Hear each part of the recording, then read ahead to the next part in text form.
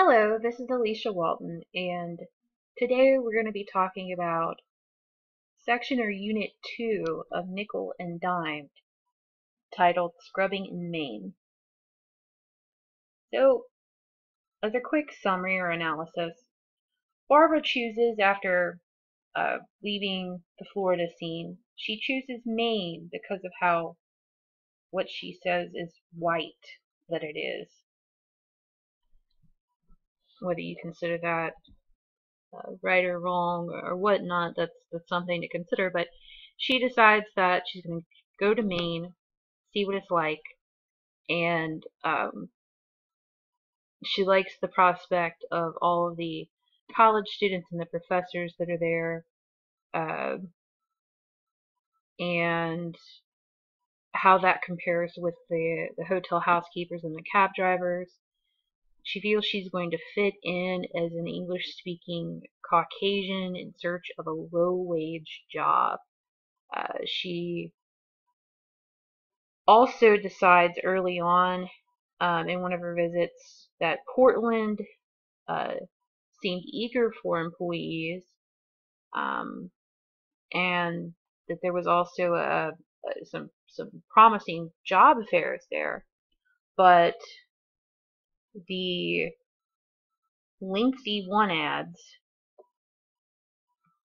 that she's going over and that she downloads from the newspaper's website also include several promises of fun, casual workplace environments, and she finds that pretty appealing based on what she's seeing online. So she decides to go to Portland, Maine.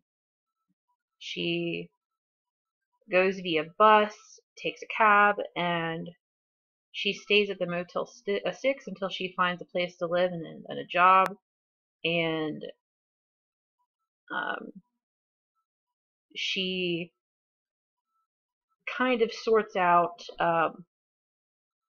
not only what her place is as far as where she's going to live and what her new job's going to be, but she also tries to sort out what it's like to be a dislocated worker who is very poor and who might lose their place at any point in time. And with all that in mind, she arrives with a laptop and a suitcase, some clothes, a tote bag. I think she has about $1,000 with her, and she pays $59 a night for a room in a Motel 6. That isn't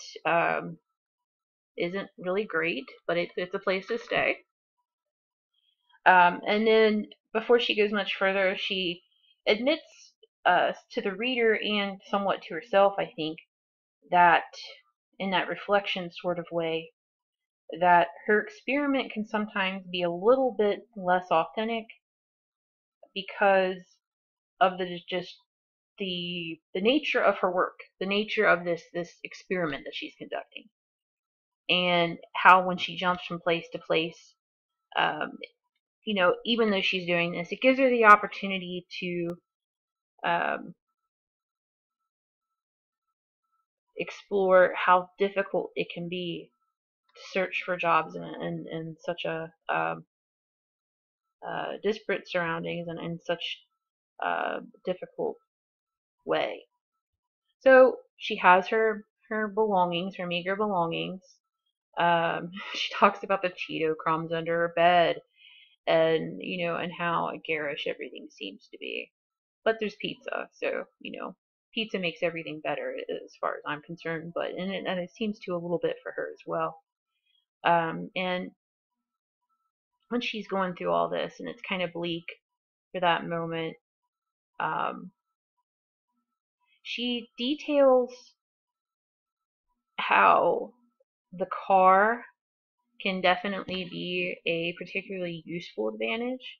And those of you who either, if you have a car and you're getting around campus, or you have a car and you're getting around at home, you know what it's like for your friends who don't have cars, or for the people that you might give a ride to in your family. And for those of you who do not have a vehicle, and you still have to get around town and get things. You have to go to the store. Sometimes you have to go to the library, or not everything's on Amazon, right? So you do have to go places, and you know how difficult that can be. And she reflects a little bit upon that, and how specifically where she is in Maine, this place isn't so much made for people who do not have cars. And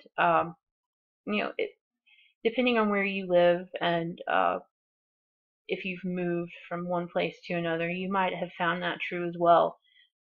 Heavily populated cities with a downtown, if you're staying on campus in Clifton, at UC, you may not need a car. There are a lot of places within walking distance. There are buses, there are shuttles, you can get an Uber, things that, like, for instance, um, if you're in a more rural area, you may not be able to have access to a bus. You might not even, even though Uber is becoming somewhat of the great equalizer there may not be as many Ubers or Lyft options as available where you are versus if you were downtown in Clifton. So there's that. But if you're living in Portland, Maine, you need a car. Everything's spaced further apart. The grocery store, Kroger might be across the street from where you live now, but if you're in Portland, Maine, you might have to drive 5 miles or even 10 to get to a grocery store. And she reflects on that. So Barbara also talks about how she reasons that it should feel exhilarating to blow off some of the old relationships and routines and start over. So she kind of enjoys a little bit of the starting over, moving to Maine. But she also realizes that being an educated middle-class professional, that's not something that you regularly do as part of your life plan without sitting down and planning it out. If you're a middle-class educated professional, you typically plan everything out to at least some degree, maybe a month ahead, sometimes further.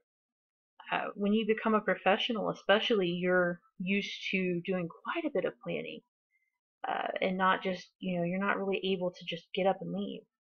But in this situation, she is. Even though it's an experiment. And even though she gets an address and an apartment, stable employment, she has to do everything at one time.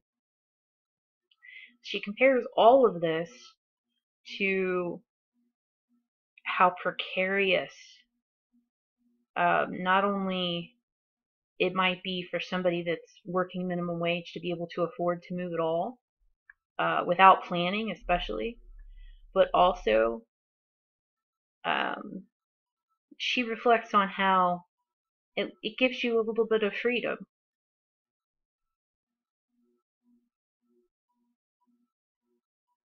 But at the same time, there can be that freedom of you can just get up and leave if you don't really have anything to leave behind, so to speak. But the fact that you might have difficulty moving in this situation if you have a better job offered to you and you can't move for it, for instance, or you know that the town you're in doesn't have a lot of jobs and you want to move somewhere else, there's better jobs there.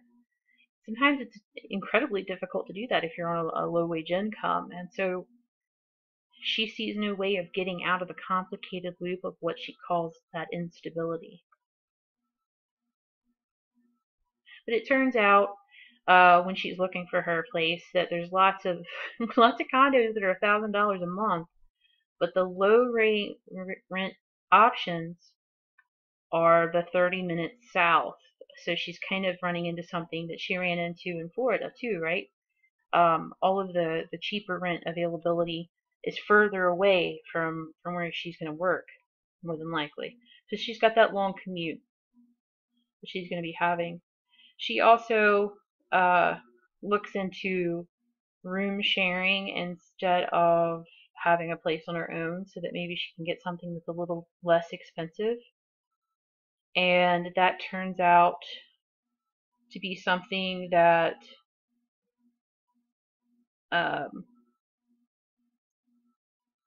it doesn't seem to her like the room share would really count as stable, safe housing because of the situation that she almost ends up in there. And then for the working poor, cost effective can also mean unsafe. That's what she ends up kind of boiling everything down to. And then moving on, she visits the Seabreeze Motel, which ends up too much. And then she uh, starts applying for as many jobs as possible because she's ready to move on from waitressing. She really can't handle that kind of scene anymore. And she realizes that applying for jobs is a humbling experience. She goes on to, a little bit on down the line, she goes on to working at a house cleaning service called the Maids. And she's given a personality test, which warns at the beginning that there are multiple measures that detect attempts to psych out the survey, but the right answers are just as transparent. Barbara decides at this point that the real information is for the employees, who learn that they can keep no secrets from their employers, or who will control every part of them, which is actually just kind of disturbing on top of everything else. So she's surprised to learn from her hunt in Portland that despite its labor shortage, it getting a $6 to $7 an hour job is still the minimum wage. It doesn't matter if there's a shortage or not. That's still what she's going to make. And at another house cleaning service at Mary Maids, the interviewer tells her not to try to calculate the $200 to $250 per week in dollars per hour.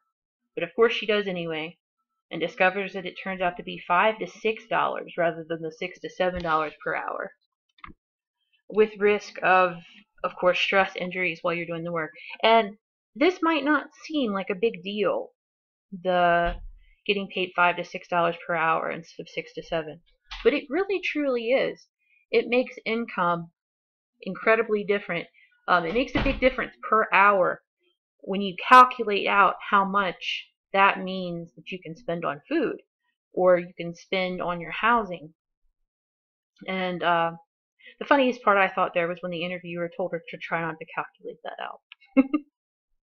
So whenever anybody says that, just, totally calculate it. So later on, after filling out job applications and etc., Barbara wakes up to find out that, or she wakes up early and goes to the Woodcrest residential facility for her first day as a dietary aide, which is a step up, right? But again, she still finds herself kind of in the same position.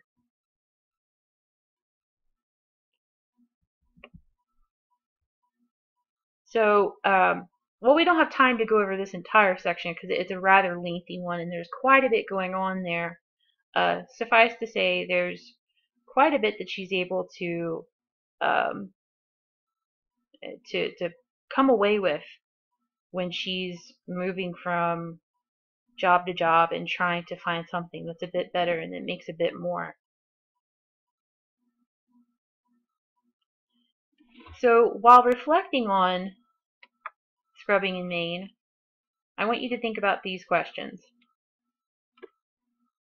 What's the difference between the cleaning that is portrayed on the training tapes and the real thing?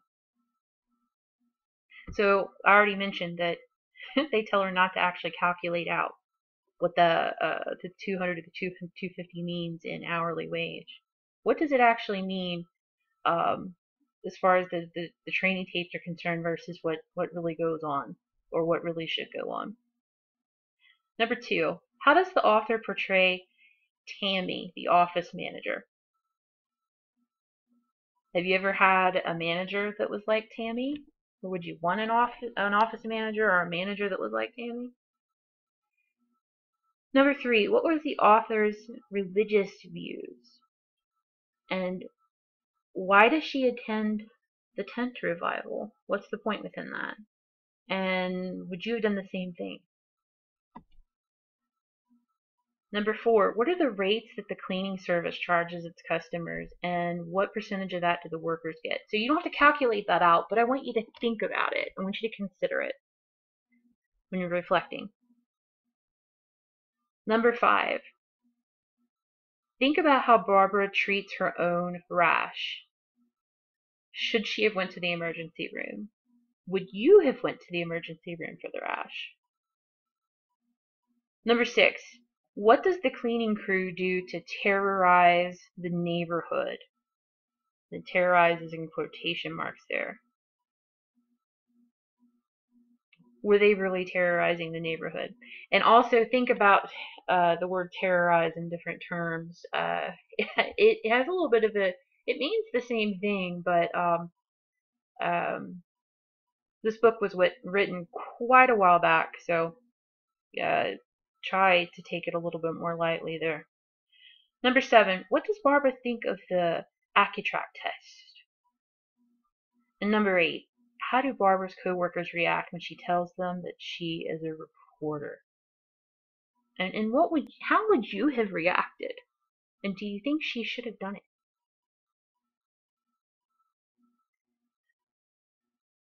That wraps up our section, our second section here. So keep up with it. You're doing a great job.